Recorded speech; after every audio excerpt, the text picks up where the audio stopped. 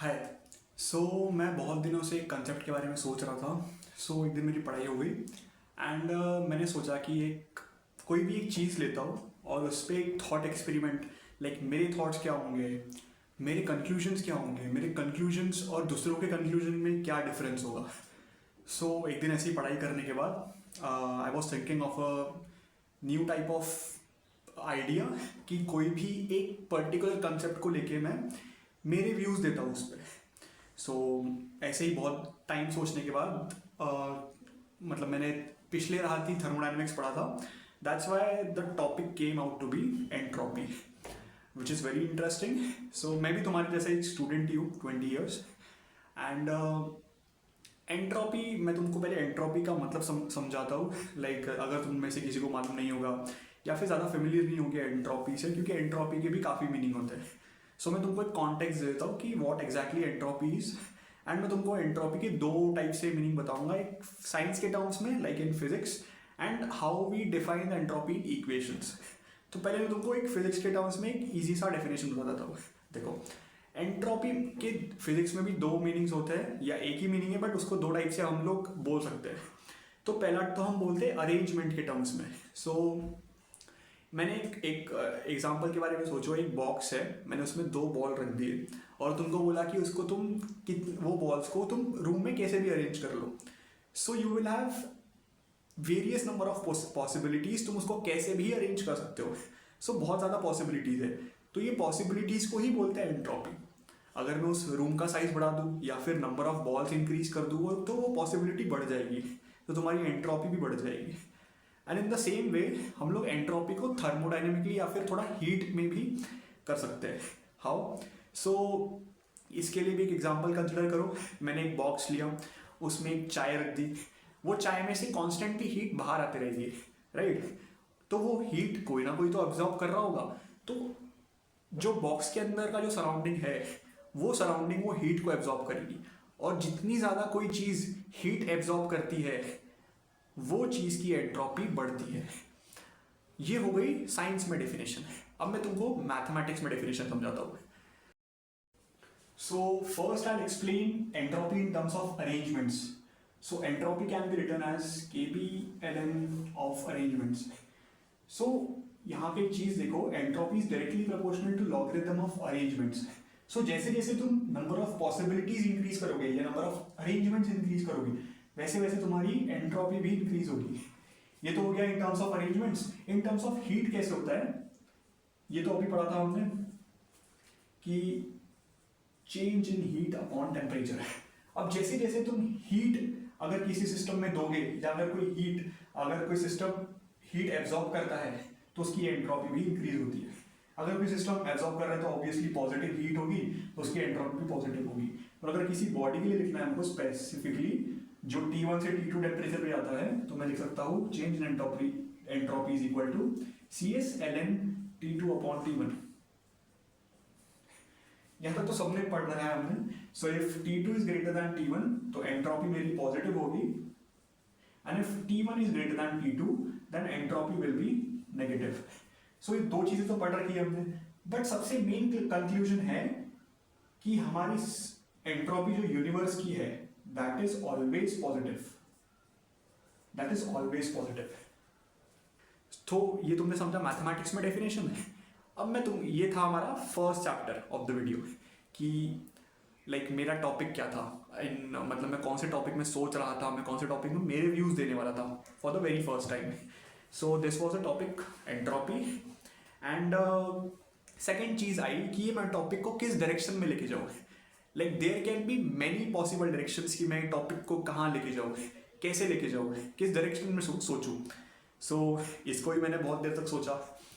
The thing came to my mind, I don't know why, but the thing was Bhagavad Gita. In Bhagavad Gita अगर आपने पढ़ी है या सुनी है, मैंने भी पूरी नहीं पढ़ी, मैंने थोड़ी सी सुनी और पढ़ी है। उसमें देयर वॉज अ लाइन, और there is a line which says the time is cyclic. Time is cyclic. अब टाइम इज साइक्लिक के बहुत मतलब है। अगर मैं तुम में से ही किसी को पूछूं कि तुम टाइम इज साइक्लिक से अपने व्यूज क्या दोगे, तो मेरे को लगता है मुझे सबसे एक डिफरेंट आंसर मिलेगा। तो मैंने भी वही किया, क्योंकि मेरा कुछ और आंसर था इस थॉट एक्सपेरिमेंट के पहले, और उसके बाद मेरा आंसर थोड़ा चेंज हो गया. सो बिफोर द एक्सपेरिमेंट या thought experiment I was thinking about this line that अगर टाइम साइक्लिक है तो टाइम के 3 फेजेस होने चाहिए. 3 फेजेस ये मैंने डिफाइन किया है. अगर टाइम साइक्लिक है तो टाइम जो इनिशियल था वो फाइनल पे आके वापस इनिशियल पे जाना चाहिए अगर टाइम साइक्लिक है. बट पता नहीं ये पॉसिबल सी नहीं होता. मतलब इसका मतलब ऐसा होता है कि यूनिवर्स के स्टार्ट में जो था वापस हम लोग उस पे ही आ गए. बट पता नहीं, ज़्यादा सेंस नहीं बनाती ये सब चीज़ें. ठीक है, मैंने सोचा क्यों ना इसी लाइन को हम लोग डिस्प्रूव करें, विच is very controversial I know. But मैंने यही सोचा एट द वेरी जब मेरे को ये थॉट आया तो मैंने सोचा कि क्यों ना ऐसे ही ट्राई करते हैं. तो यहाँ तक हो गया. तो मैंने टाइम को 3 फेजेस में तोड़ा. 3 फेज थे मेरे. The first phase was the beginning of time. The second phase was the time in which we are currently living. The time जब सम एंड हो जाएगा. तो मैं तुमको तीनों फेजेस एक बार एक्सप्लेन करता हूँ. In the very first phase time जब एक इनिशियल इस पे होगा तो यूनिवर्स हम लोग बोलते हैं एक सिंगुलरिटी पे होगा. मेरे को पता नहीं हो कितना सच है कितना क्या है, मैंने पढ़ा नहीं है इतना, but I am saying it must be singular. सब चीज़ें सिंगुलर होगी, फॉर्मेशन नहीं हुए होंगे स्ट्रक्चर फॉर्मेशन, राइट. ठीक है, अब आया सेकेंड फेज. सेकेंड फेज में हम लोग जो टाइम में अभी रहते हैं, टाइम इज इंक्रीजिंग करंटली. तो यहाँ पे स्ट्रक्चर फॉर्मेशन हो गए हैं, कहीं पे हो रहे हैं, कहीं पे कोई स्ट्रक्चर गिर रहा है, कहीं पे स्ट्रक्चर कोई नया बन रहा है. So this is the time in which we are currently living. And the third phase is जहाँ पे सब खत्म हो जाएगा. ये भी मेरा एक अजम्पशन ही है कि time infinite, let's say at the very end of the time is infinite and सब चीज़ें खत्म हो जाएगी. फाइन, यहाँ तक चीज़ें ठीक लगती है सुनने में. अब इसके बाद मैं बोलता हूँ कि टाइम इज साइक्लिक, मतलब वो टाइम जब मेरा इन्फिनिटी टाइम था वो वापस रीस्टार्ट हो गया टाइम इज इक्वल टू 0 पे. पता नहीं, वो थोड़ा सा स्ट्रेंज लगता है सुनने में. तो मैंने सोचा कि ये लाइन फिर का मतलब क्या है जो भगवद गीता में लाइन दी है. सो मैंने तब तक सोचा था कि भाई that doesn't make any sense. कैसे कोई सेंस बनाएगा कि टाइम इज साइक्लिक. ठीक है, तो मेरे ये 2 चैप्टर्स थे यहाँ तक के रिसर्च के, यहाँ तक मैं पहुँच गया था. उसके बाद the next phase was how do I relate entropy and time. और एंट्रोपी और टाइम ही क्यों.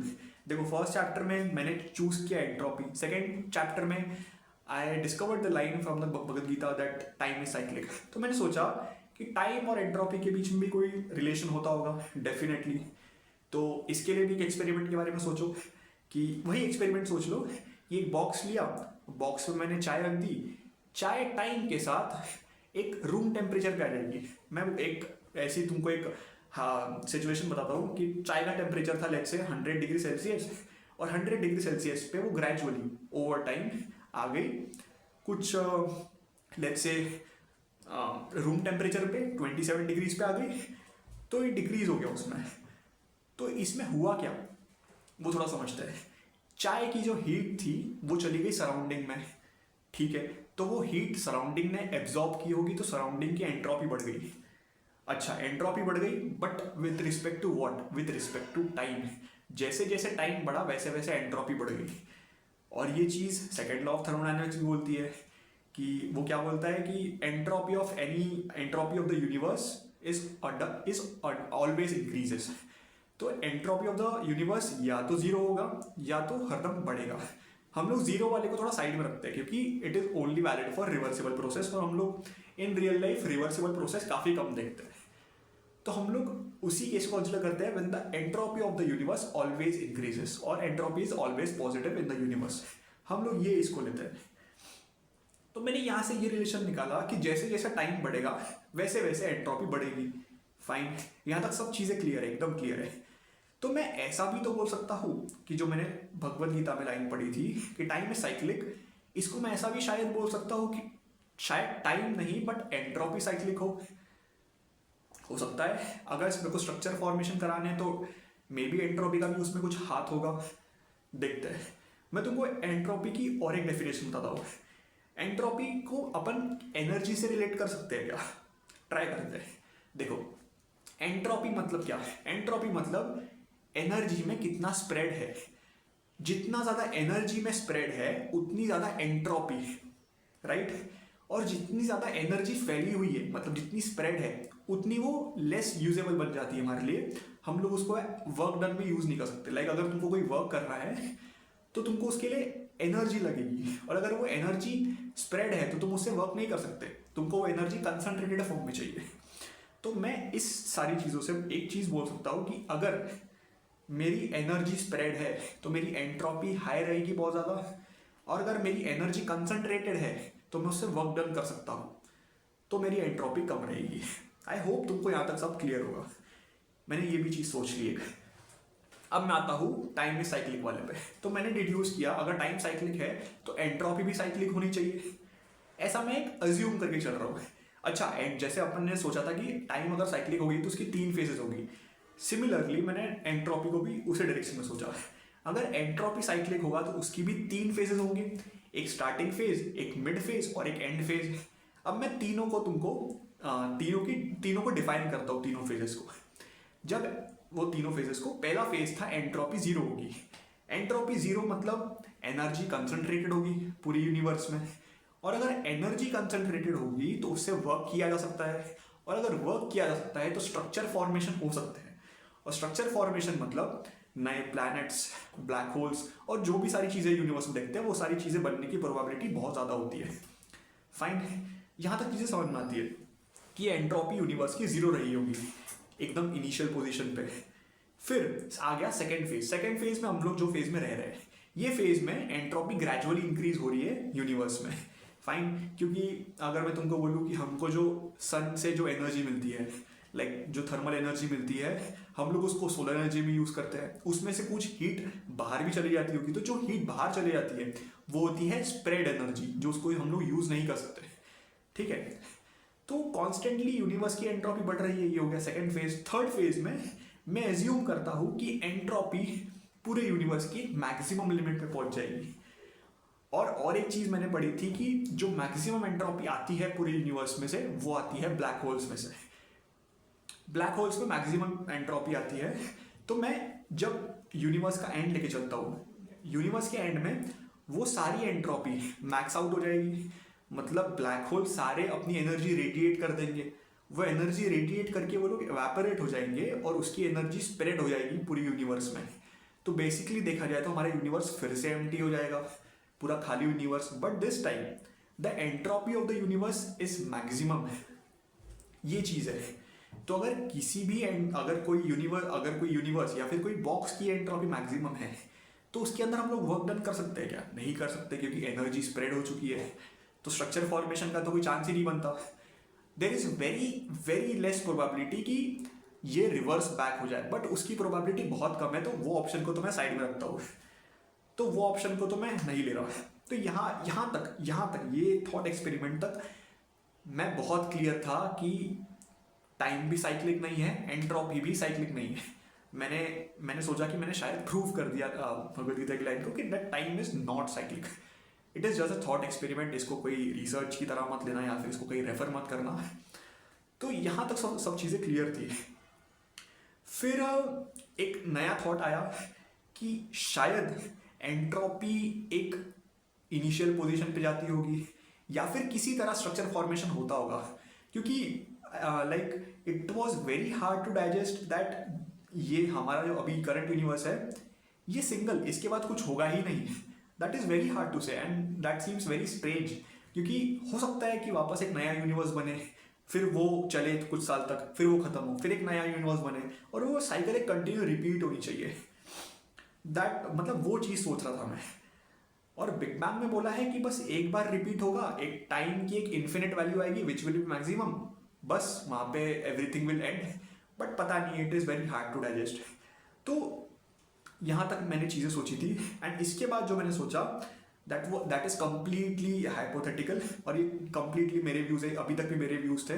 बट इसके बाद सुनो मैंने क्या सोचा। तो अब थर्ड फेज पे आके हमारी एंट्रोपी, जो पूरे यूनिवर्स की एंट्रोपी है, वो मैक्स आउट हो चुकी है। बट हमारा यूनिवर्स एक बॉक्स की तरह भी नहीं है, क्योंकि हमारा यूनिवर्स लाइक ग्रेजुअली बढ़ भी रहा है इन एवरी डायरेक्शन। तो हम लोग उसको एक इन्फिनिट बॉक्स की तरह भी मान सकते हैं, राइट। मैंने एज्यूम किया कि हमारा एक यूनिवर्स एक बॉक्स की तरह है, it just like a infinite box. क्योंकि अगर हम लोग कैलकुलेट करेंगे ग्रेजुअली इंक्रीज यूनिवर्स का तो वो कैलकुलेशंस में टफ जाएगा। तो मैंने एक इन्फिनाइट यूनिवर्स ले लिया जिसमें एंट्रोपी मैक्सिमम है। बट अगर कोई डब्बे में या फिर मैं इन्फिनिट बॉक्स भी ले लूँ उसमें अगर एंट्रोपी मैक्सिमम है तो वो पूरे वो इन्फाइनाइटली स्प्रेड होगी पूरे बॉक्स में, राइट। ठीक है, आई होप यहाँ तक तुम समझ रहे होगे। और अगर वो पूरे बॉक्स में से मैं एक छोटा सा एक वॉल्यूम लूँ, लेट्स से डीवी वॉल्यूम, वो डीवी वॉल्यूम पे मैं एक एंट्रोपी डेंसिटी कैलकुलेट करूँ, नॉट एंट्रोपी, एंट्रोपी डेंसिटी, मतलब उस पर्टिकुलर जगह पे मैं एंट्रोपी कैलकुलेट करूँ which is entropy density, that will be approximately zero. क्योंकि पूरे यूनिवर्स में एंट्रोपी डाइल्यूट हो गई है, पूरे यूनिवर्स में एंट्रोपी फैल चुकी है। तो अगर मैं छोटे से पार्ट में देखूंगा तो एंट्रोपी तो लगभग जीरो होगी।